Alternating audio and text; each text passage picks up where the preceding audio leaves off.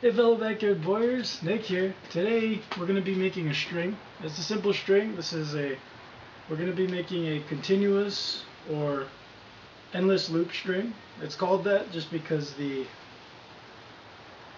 string material, as you can see here, this is all one strand. It simply goes around through the loops, back and forth, however many times. So this type of string is, pretty decent. I prefer the counter twist or blemish strings because, in my opinion, they look a little nicer. But they shoot a little slower. These are easier to make. Once you get the technique down, I can make about 3 to 4 of these in the time it takes me to make a counter twist string. It just depends on what you've got the feel for. Now, this string is made out of the Dacron Fishing Line I showed you guys in my breaking strength video, and it works really well. But today I'm going to be showing you, we're going to be making a string. I'm going to be using the B50 Dacron because a lot of people have been asking. This is just the standard string material you can get for long bows and older recurves and self bows. I use it a lot for the PVC pipe bows. You could use other materials, and if you check the comments, I'll have some guidelines on what other string materials you can use and how to modify my instructions to suit those. So what you're going to need is you're going to need your string material, of course. One kind of requirement is we're going to need our string material to be fairly thin, like the fishing line here, because what we're going to be doing is the way I make a continuous loop string, I don't know, it's the way that works for me. I'm not sure if it's the right way. It's definitely not the only way. But I don't tie any knots. I don't do any splices. The only thing that's holding this string together is the tension of the serving and the wax I have on here. So what you're going to need is you're going to need your string material. I'm using a pair of scissors. You can use a knife. Beeswax. You can pick beeswax up at a lot of places. A lot of craft stores carry it. A lot of health food stores carry it.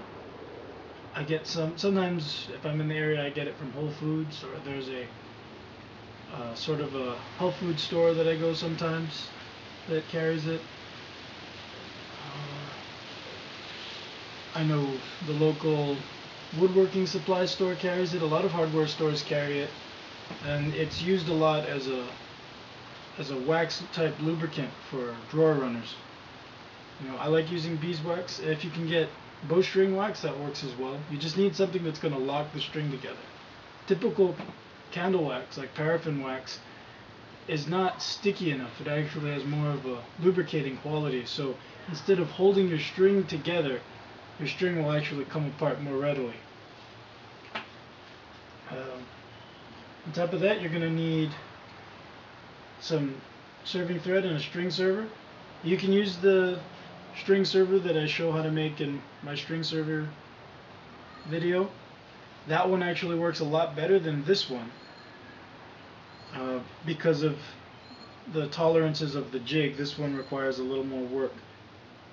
But if you guys want, I can show you guys how to make one of these, though it may take a while to upload it. I just made this one on a whim just because I wanted something that was a little faster. But if you go back and look at my video on how to make a string server, that one's a lot better for what we're doing today. Then you're going to need something to measure with. So the first thing we're going to need is, like I've said before, I don't really use jigs a lot, and my string jig here is pretty minimalist. I don't really have anything fancy. What I have here is a 2x2, a pine 2x2 that's 8 feet long. And all I've done is, if you can see, I've drilled 2 holes on this end. Doesn't matter how far apart they're spaced. 2 inches is a good distance. What I've done is I've put a I think it was a 10 pennyweight duplex nail here, just because I like this little top section. It allows the string to stay in this spot and it doesn't go all over the place. And then I just put I think it was an 8D nail here. And then what you want to do is you basically want to measure down your jig. I've only got these drilled out because these are the most common sizes that I use on my bows. And then I've also got, for longer strings up here. What you want to do is you want to measure. So this is going to be basically how long your string is. So the first thing you want to do is figure out what kind of bow. What I suggest is, if you're making 4-foot long bows, start at about 48 inches and then go down about 10 inches. That'll give you a good range. So today we're going to be making a string for this bow. This bow is similar to the stovetop flattened horse bow we did. It's a 40-pound bow. What you want to do is, like I said, you need your measuring device. Measuring tape works well. What we're going to do right now is we're going to find out the length of this bow. So what you want to do is you want to start measuring right under the string loop here. You want to bring the measuring tape down one limb across the belly of the bow. Once you get about here, then you want to actually just, if you've got any dips or anything on your riser, you can kind of ignore it. And then go down to the other side. This doesn't have to be too exact because each string is going to be a little bit different depending on the type of material you're using. Your bow is going to be different because of the amount of tension it gives the string at brace and all these different things. I don't really make my strings exact to the bow. I make them generally around what I need, and then I twist the string to get it in line with what I want. That's how I do it. And it's probably not the most consistent method, but I like it. Alright, so here I've measured across, and this bow is 47 inches long from nock to nock. So when I say from nock to nock, I mean I'm measuring down to right at the base of the nock here. So 47 inches. So what you want to do is locate 47 inches on your jig here. Now for long bows, meaning when the bow is strung, if the tips are back, so when the bow is strung, the profile looks like this, where the tips actually don't touch the string, meaning that the string doesn't wrap over the tips like it would. A recurve does that.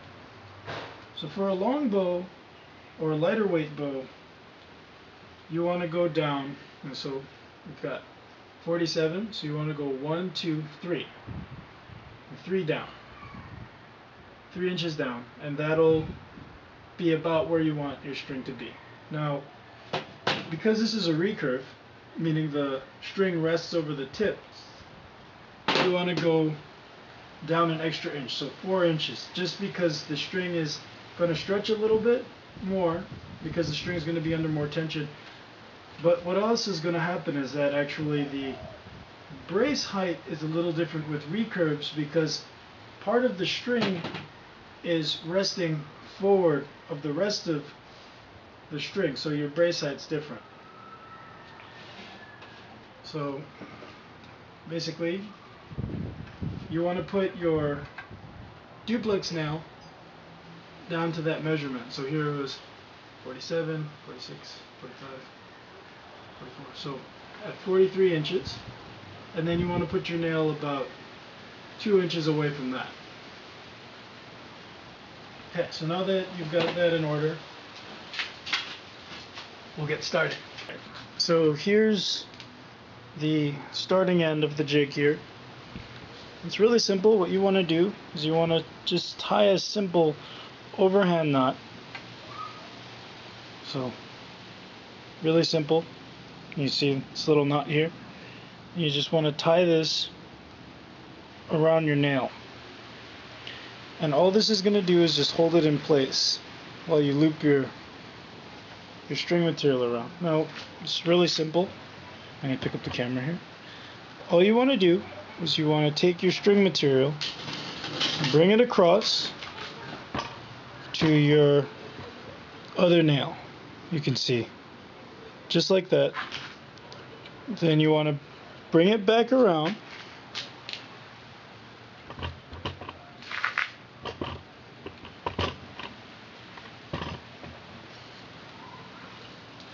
and then you want to bring it around the nail again. Now this is where you're going to need to decide how many strands you want your string to be.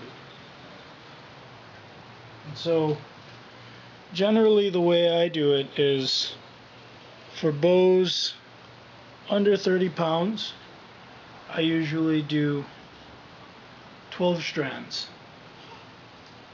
And then for bows from about 30 to about 50 pounds, I'll do 14 strands. Then for bows heavier than that, I'll go 16 strands. And then the heaviest of bows I use, those that are about 90 or more pounds, I'll do 18 strands. But usually by about 18 strands, your string starts getting a little thick. Okay, so 1, 2, 3, 4, 5. Okay, so I've got 5 strands running back and forth so far. So that means 10 loops, or 10 going back and forth. So 12, 13,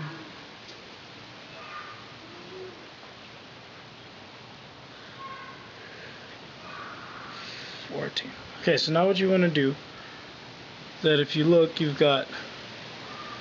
should have, now we should have 14 on either side.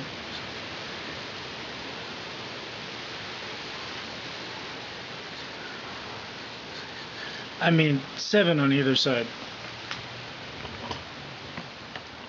If you can see that, I've got 2 bundles of 7 string.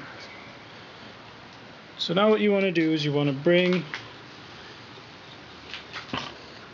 this strand to the end here, and you want to kind of do what you did on the other side. Is you want to go ahead and you want to tie an overhand knot. So I'm going to go ahead, I'm going to cut my string material, tie an overhand knot here, and then you want to pull it really tight. So this will just keep everything together. So now what we're going to do, now that we've got our string material together on the jig, I'm going to show you guys how to serve this to make your string loops, and then we're going to connect those together.